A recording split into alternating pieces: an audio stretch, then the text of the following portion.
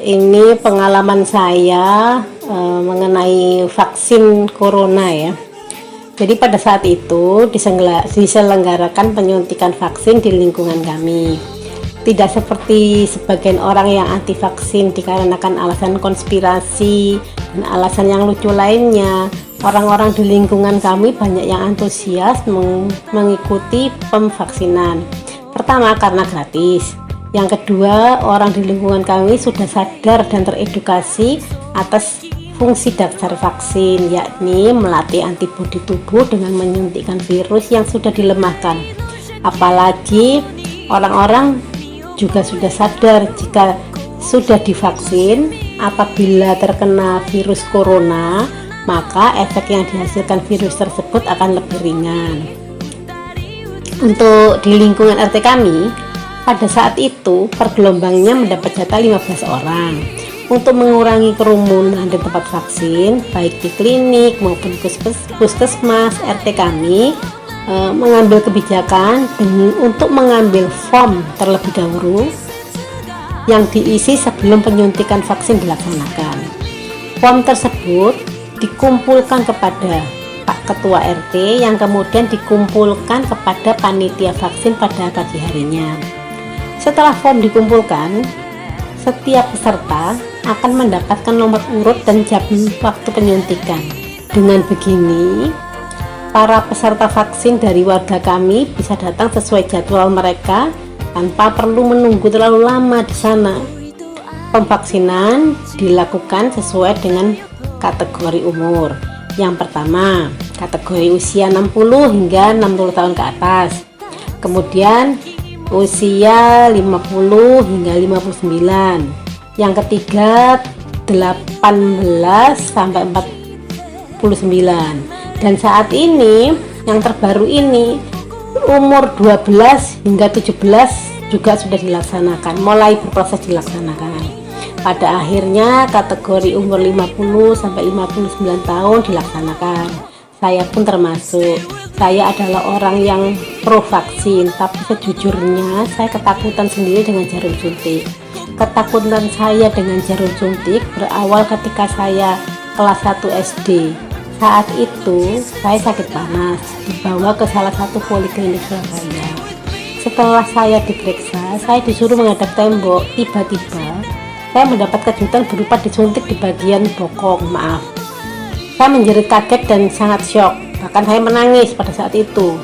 Dulu saya kira kalau orang mau disuntik harus diberi aba-aba terlebih dahulu. Entah apakah ini strategi dokter agar untuk mengalihkan perhatian saya agar bisa disuntik atau apa, mengingat saya masih kecil pada saat itu. Tapi gara-gara suntikan kejutan tersebut, sampai hari ini saya takut melihat jarum suntik, dan semenjak itu saya tidak pernah mau disuntik lagi sampai saat ini. Karena hal itu, ibu saya mencarikan dokter yang tidak gampang nyuntik. Sehingga sebagai informasi, pada saat itu di tahun sekitar 70-an ya, kebanyakan dokter itu nyuntik atau gampang nyuntik orang. Sampai akhirnya ibu saya mendapatkan dokter yang tidak ringan tangan atau menyuntik, dan kami berlangganan di dokter tersebut. Sebelum ibu saya menemukan dokter tersebut, setiap saya sakit demam, sesampainya di poliklinik dan sebelum masuk ke ruang dokter, demam saya reda. Saking takutnya saya dengan jarum suntik tersebut. Hal tersebut terjadi berkali-kali. Kembali kepada masalah vaksin ya. Jadwal pemvaksinan saya sudah keluar dan saya tinggal menunggu hari H. H-5 menjelang vaksin, saya masih sehat walafiat. H-3 badan saya terasa hangat, pening dan meriang. Saya pun minum obat warungan dan kembali enakan. Saya pun beraktivitas seperti biasa kembali. Besoknya H-2 menjelang vaksin, pada pukul 2 dini hari, badan saya hangat lagi. Saya pun menelpon tetangga yang janjian untuk pergi vaksin bersama-sama agar tidak usah menunggu saya, dikarenakan kondisi badan saya yang tidak menentu. Anehnya, Setelah saya membatalkan keberangkatan saya untuk vaksin, 30 menit kemudian saya merasa bugar. Saya bingung. Meskipun secara alam sadar saya tahu bahwa saya harus divaksin, kayaknya secara alam bawah sadar ketakutan saya menyabotase saya agar menghindari disuntik. Karena hal itu, jadwal vaksin saya pun ditunda seminggu kemudian.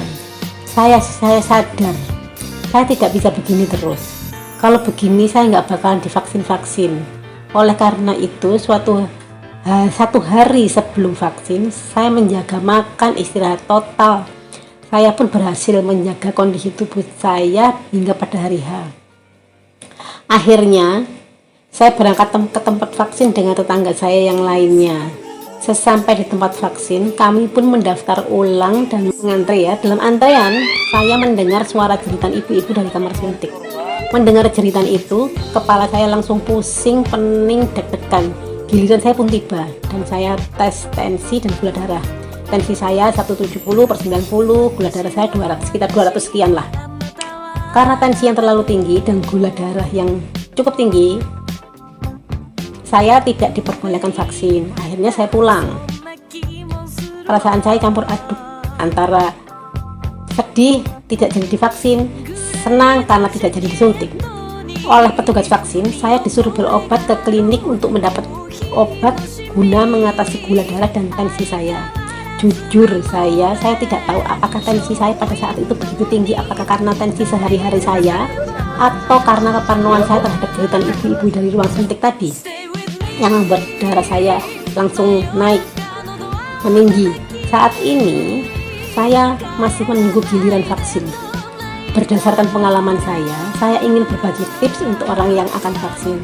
Yang pertama, jangan terlalu berpikir berat, karena percaya tidak percaya, keadaan psikis bisa mempengaruhi keadaan fisik saya.